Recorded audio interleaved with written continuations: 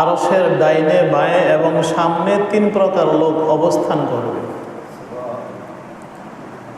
এর মধ্যে ডান পাশে যারা থাকবে এরা হচ্ছে জান্নাতি লোক, এবং সামনে যারা অবস্থান করবে এরা জান্নাতি, কিন্তু জান্নাতের মধ্যে এরা হচ্ছে ভিআইপি, দামি লোক। সুল্লাতুম মিনাল আউয়ালিন ওয়া কালিলুম মিনাল আখিরিন।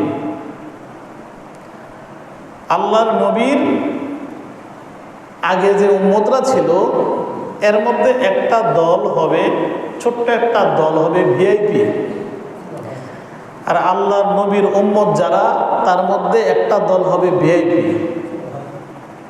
এই লোকগুলা আল্লাহ পাকের আরশের সামনে বসবে, আর বাম পাশে যারা থাকবে আরশের এরা হচ্ছে জাহান্নামী, নাউযুবিল্লাহ। তাইলে আল্লাহ পাক যখন আরশে আজিমের আল্লাহ পাক যখন বিচারের জন্য বসবেন তখন আরশে আজিমের ডানে বামে সামনে 3 প্রকার লোক থাকবে। ডানের লোকগুলো জান্নাতি, সামনের লোকগুলো জান্নাতি, কিন্তু বাম পাশের লোক থাকবে কি জাহান্নামী।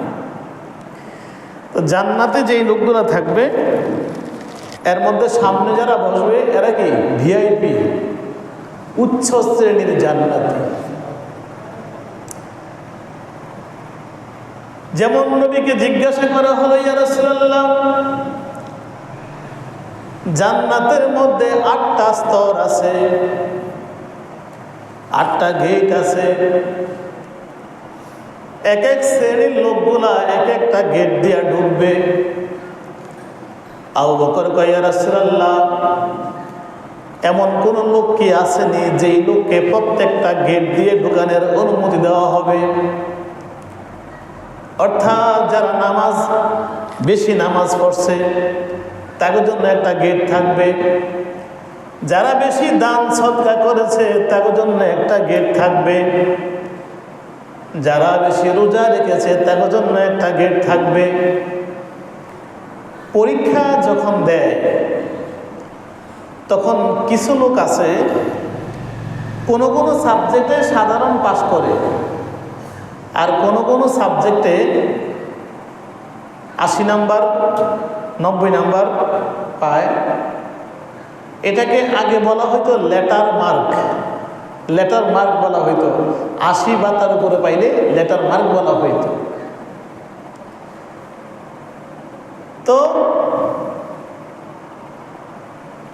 এই লেটার মার্ক যেই লোকগুলা পাইবে, মানে সবগুলা বিষয়ে লেটার মার্ক A+, এই লোকগুলাকে জান্নাতের সবগুলা গেট দিয়া স্বাগতম জানানো হবে। সুবহানাল্লাহ, কথা বুঝছেন?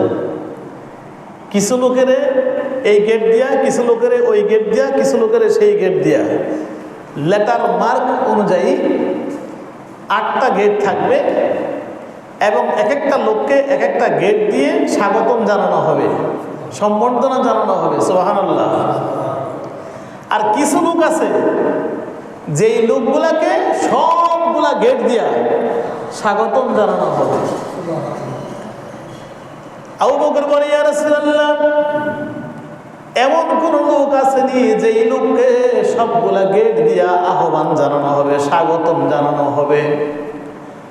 আল্লাহ সুবহানাহু ওয়া তাআলা, হ্যাঁ, এমন লোক আছে যাকে সবগুলা গেট দিয়ে আহ্বান জানানো হবে, এবং আমি আশা করি তাদের মধ্যে তুমি একজন। সুবহানাল্লাহ।